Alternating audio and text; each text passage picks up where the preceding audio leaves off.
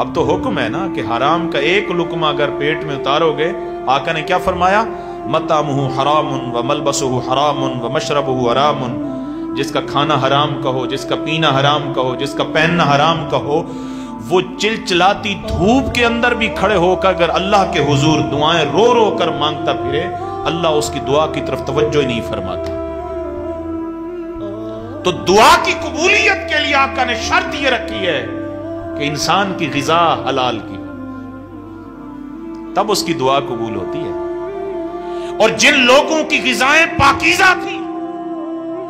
جن کی زبان پر جھوٹ نہیں تھا، جن کی زبان پر گناہ نہیں تھا، جن کی زبان پر گالی گلوچ نہیں تھی، وہ زمین سے ڈھیلے اٹھا کر اس پر سورہ فاتحہ پڑھتے تو سونا بن جایا کرتی۔ سنتے نہیں بابا فرید الدین گنج شکر کہ جب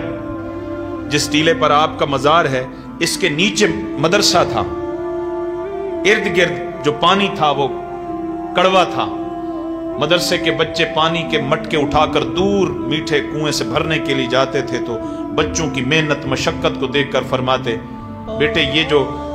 آپ کے پاس پانی کڑوا پانی کھاری پانی ہے نا، یہ میرے پاس لے آیا کرو، میں تمہیں میٹھا کر دیا کروں گا۔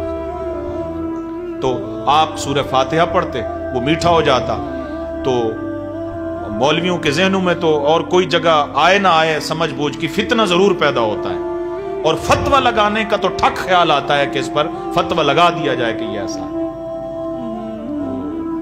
پوچھا کہ کیا کرتے ہیں؟ انہوں نے کہا جی سورہ فاتحہ پڑھتے ہیں۔ ٹھیک ہے جی، آج ہم نے بھی آج سے قرآن پڑھنا شروع کر دینا۔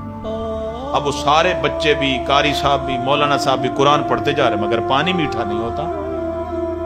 بابا فرید الدین گنج شکر کے پاس گئے،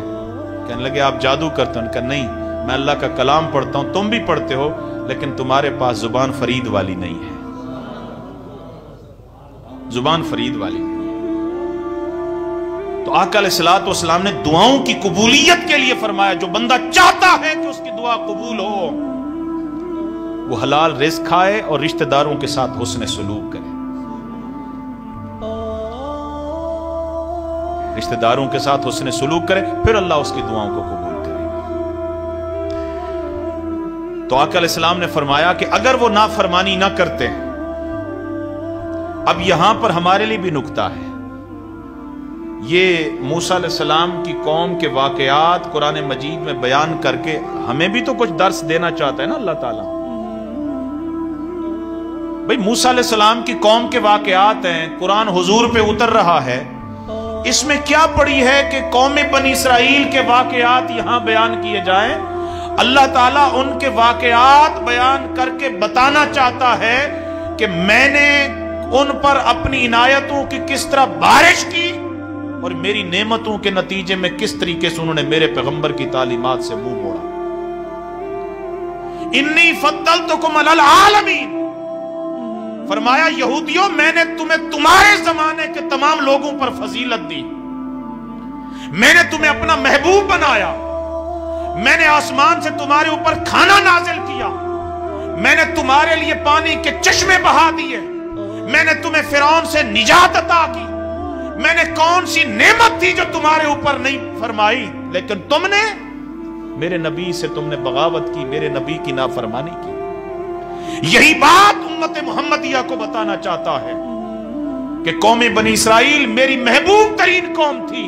لیکن جب وہ اللہ کے نبی کے در سے ہٹتی ہے، تعلیمات سے ہٹتی ہے،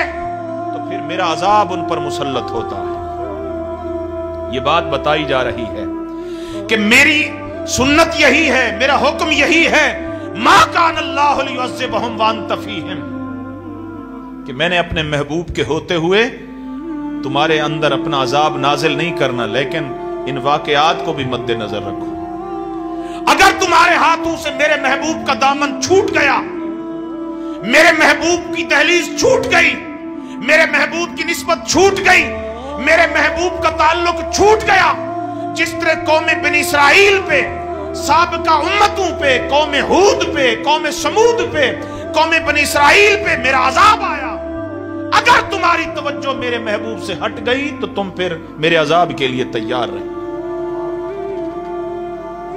یہ واقعات بیان کرنے کا مطلب یہی ہے